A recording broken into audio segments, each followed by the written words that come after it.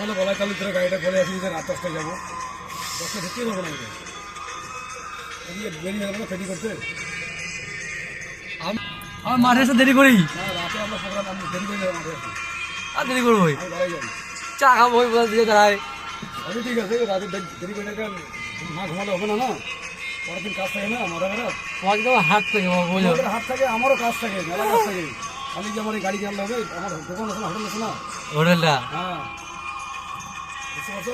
বুঝতে পারছি হোটেলটা একটা কাজে ব্যস্ত নাই, একটা কাজ নিয়ে বলতে পারবো না তোমার, মানে পারছি না কাজ করতে ফালতু পারছি না, বুঝলা? সবই ঠিক আছে দেখেও মায়া লাগে, না না ঠিকই আছে সারা বছর ইয়ে করলে ফালতু হ্যাঁ, মেলা দিন থেকে আছে পুরাটা, মোটামুটি আমার দোকানে প্রায় ওই 14-15 বছর হয়ে গেল আছে। তখন আমার কাঠের দোকান ছিল, বুঝলা? মানে কাঠের হোটেল ছিল, হ্যাঁ হ্যাঁ কাঠের পাড়া ছিল হুম হোটেল, তো মেলা দিনের হোটেল, কিন্তু তখন পাকা ছিল না আমার।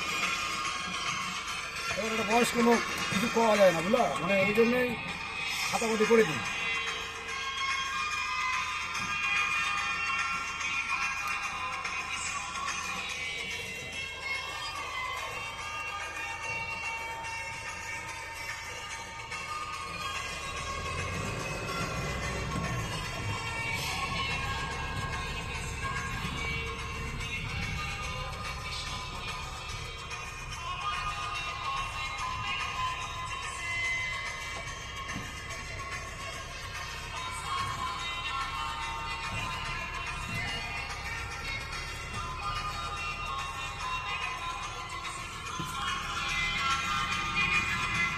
সারা রাতের প্রোগ্রাম হয়, ব্যাপারটা আলাদা, ব্যাপারটা বুঝতে পারলাম।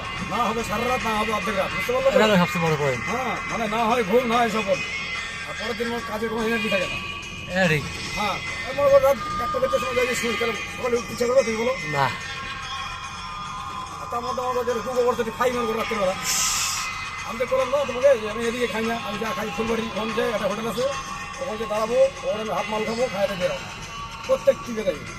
আমি এদিকে পুরো মদ টদ কিছু পাবো না, সেমন ভালো করে জানো, যেটুকু এদিকে মদ খাবে না।